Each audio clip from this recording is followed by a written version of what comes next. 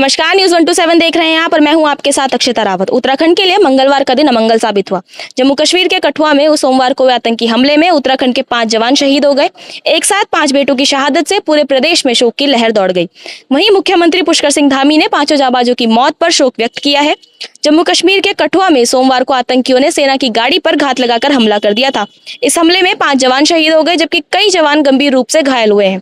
High alert और हमले के इनपुट के बीच जम्मू कश्मीर में ये एक महीने में सबसे बड़ा आतंकी हमला है, जिसमें उत्तराखंड के 5 जाबाज शहीद हुए हैं। अधिकारियों ने बताया कि यह घटना शाम करीब 3:30 बजे हुई, जो कठुआ शहर से 150 किलोमीटर दूर लोही मल्हार में बदनोता गांव के पास माचेड़ी किंडली मल्हार मार्ग पर सेना का यह वाहन नियमित गश्त पर था। इस गाड़ी में 10 जवान सवार थे, जो हमले की जद में आ गए।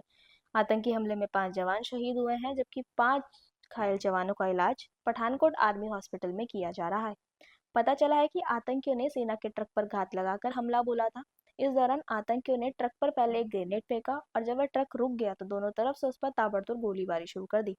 पाकिस्तान स्थित प्रतिबंधित जैश ए मोहम्मद से जुड़े संगठन कश्मीर टाइगर्स ने इस हमले की जिम्मेदारी ली है। माना जा रहा है कि आतंकियों की संख्या 3 है। वह सभी हाल ही में सीमा पार से घुसपैठ करके भारत में आए थे और हथियारों से लैस है। सूत्रों के मुताबिक कठुआ में इन आतंकियों ने hi-tech M4 carbine hi-tech rifle से ट्रक पर जोरदार फायरिंग की, जिससे उन जवानों को जवाबी कार्रवाई करने का कोई मौका नहीं मिल पाया। सेना से जुड़े सूत्रों का अनुमान है कि इन आतंकियों ने लोकल सपोर्टर्स या कहें तो लोकल गाइड की मदद से पूरे इलाके की पहले रेकी कर रखी थी। तभी इतने सटीक तरीके से ट्रक पर हमला किया गया और फिर सभी पास के जंगल में भाग गए। वहीं इन हमलावरों को मार गिराने के लिए इलाके में तुरंत अतिरिक्त सुरक्षा बल भेजे गए और इन्हें पकड़ने के लिए वहां सघन तलाशी अभियान भी चलाया जा रहा है। हालांकि उधमपुर जिले के बसंतगढ़ से सटा हुआ यह इलाका जंगल से भरा है और इस वजह से इन्हें पकड़ने में दिक्कत आ रही है। कठुआ जिले में एक महीने के अंदर यह दूसरा बड़ा हमला है।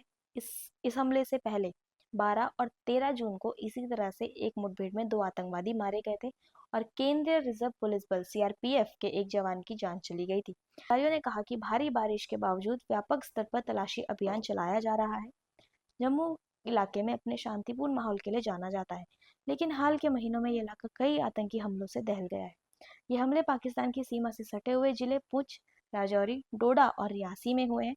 अधिकारियों ने कहा कि ऐसी आशंका है कि सीमा पार से घुसपैठ करने के बाद आतंकवादियों ने भीतरी इलाकों तक पहुंचने के लिए इस रूट का इस्तेमाल किया था।